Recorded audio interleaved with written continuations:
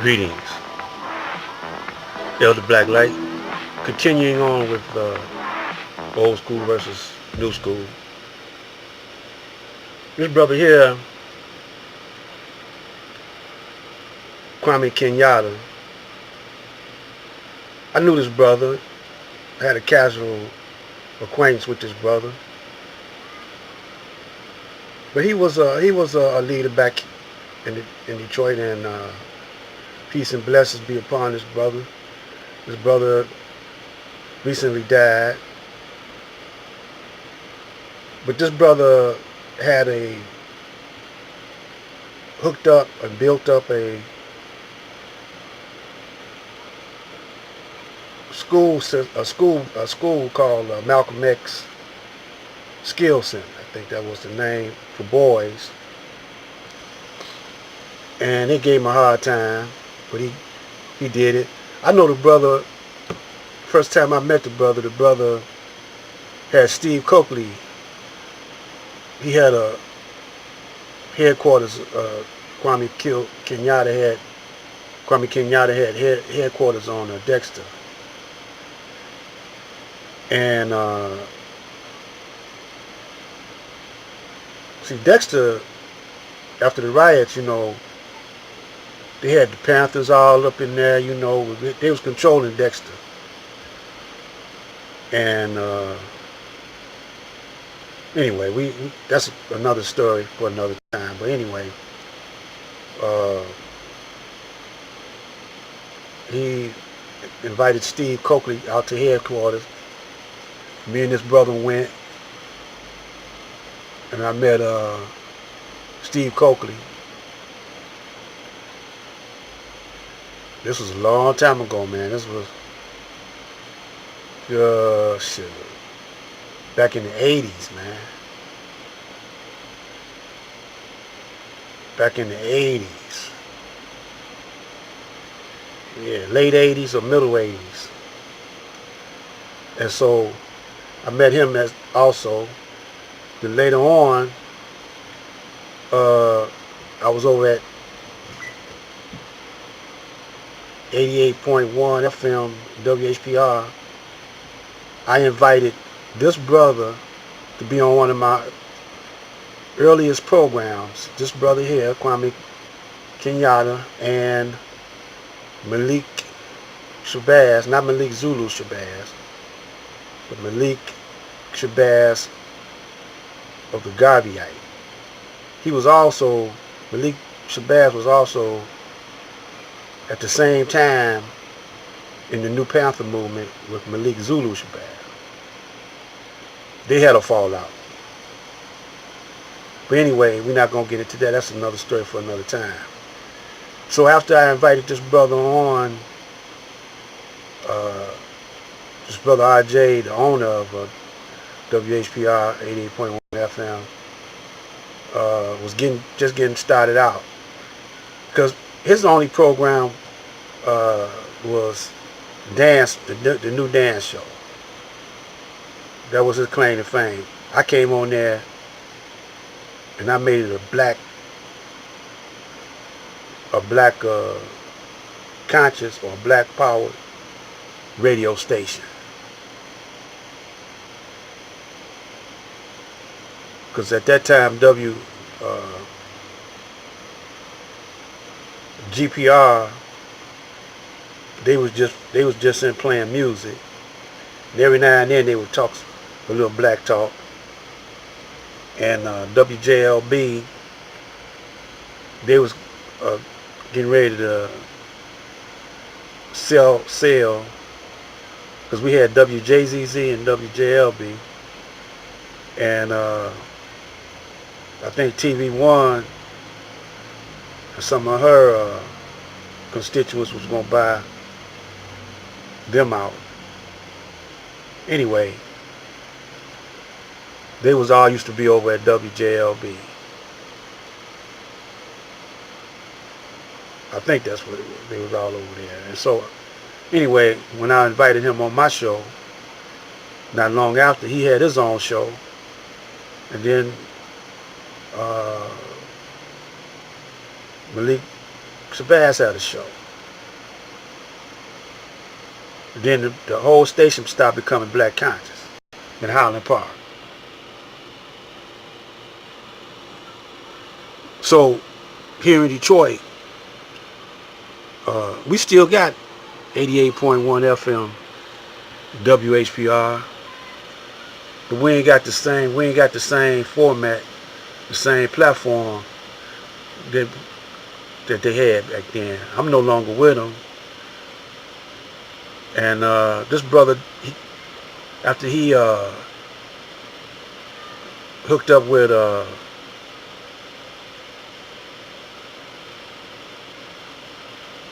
I think he became a member of the Common Council. That's what he's doing there.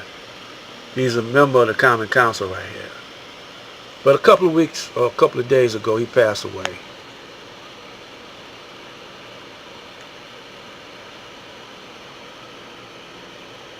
Give you a little bit of his energy. This thing that has been going back and forth through the email for a number of weeks have changed significantly. And even some of what you said there in the summary, I don't see here. There's a still called, here is still called a financial stability agreement, but you did indicate for the purpose of law, it is a consent agreement? Yes, that's right. Okay. And so, because I didn't see it here, at one point there were about 7 or 8 different public acts in this document. Many of those, at least in what we got today, that has been lifted out of here. So, Just a brief where he was dealing on the Common Council.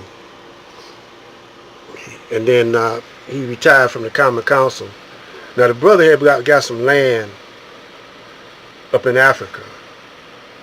You know, he had a hook up there. I don't know what became of that, but they didn't speak much on in my circle about him and his connection with land up in Africa. But now you know, SETI is here in Detroit, and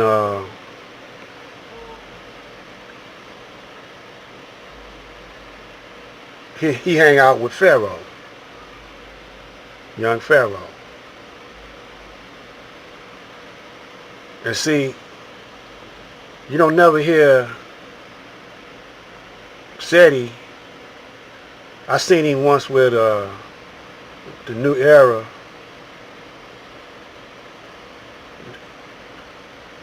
New Era Detroit movement. I don't know if he down with them or not, but he don't think that Detroit is a forerunner of black consciousness for some reason. He don't promote his city that much, and I don't see what he doing here. You know. But now, I remember his I think it's his uncle. I think he had a place on Jefferson called Black World. It was like a bookstore. Like I used to drop off papers up there. Muhammad Speaks and Final Calls. I used to live right down the street on Field, about 3 houses off the corner. No, 2 houses off the corner. 2 houses off the. There's nothing there but a lot now. I lived there till I was about 8 or 9. Then I came over on Finkel. No, I lived there till I was about 9. Yeah, that's how I said it right. And I came over there on Finkel, on the west side. But I said all that to say this. Nipsey was doing something remarkable. You know. And he was more than just a rapper. He was getting to do big things. But this brother and Nipsey and a lot of brothers try to get with the government and work with. You can't work with the government. That's why Elijah was so successful. He didn't work with this government. He worked with other governments from other countries. You know, he didn't deal with politics.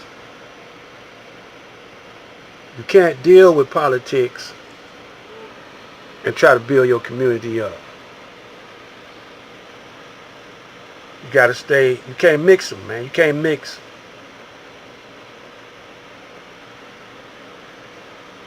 politics up. The politics is so crooked, so gangster, man. You don't want to do that. So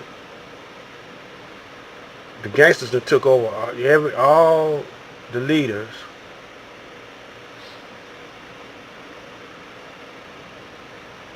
So the only way you could work this thing now is just stay hood and keep the money in the hood.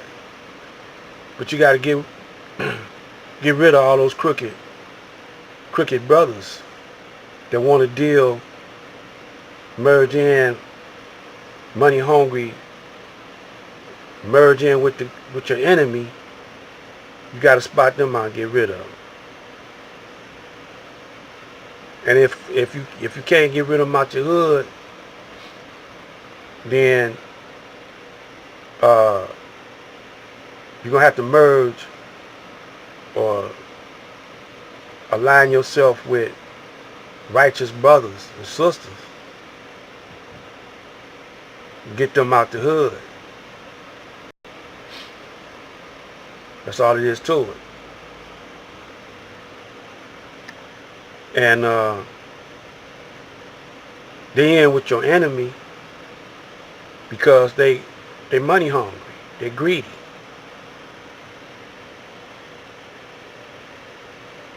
We're going to talk more on this. And there's a remedy for everything. Black light.